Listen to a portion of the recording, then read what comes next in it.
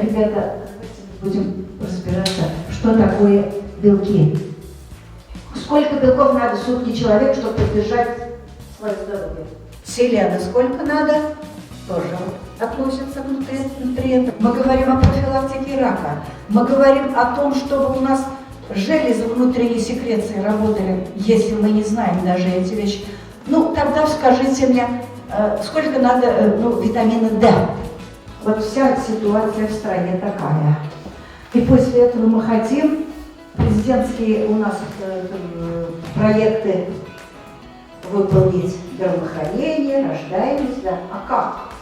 Если население не готово и не понимает, о чем речь идет, о чем мы говорим? Белки, пишите, 1,1 грамм на килограмм веса в сутки. Я вот весу 63 килограмма, я должна принять 63-65 грамм в день белка. А у нас народ что делает? Вот такие куски мяса утром, вечером, пельмени и так. Давайте сейчас о жирах. Это самый больной вопрос о жирах. Жиры сегодня – это вообще оскомина. У нас же, у молодежи особенно, жирофобия шизофреническая. Ой, жиры не надо, ой, жиры не надо.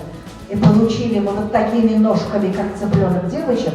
А где у них бедра, где фигура, где груди? Ребята, без жиров не усваиваются жирорастворимые витамины, которые жизненно важны для нас.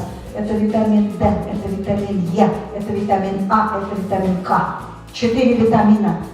А вы полностью исключили. Какое право вы имеете себя лишить жиров? Кто вам сказал?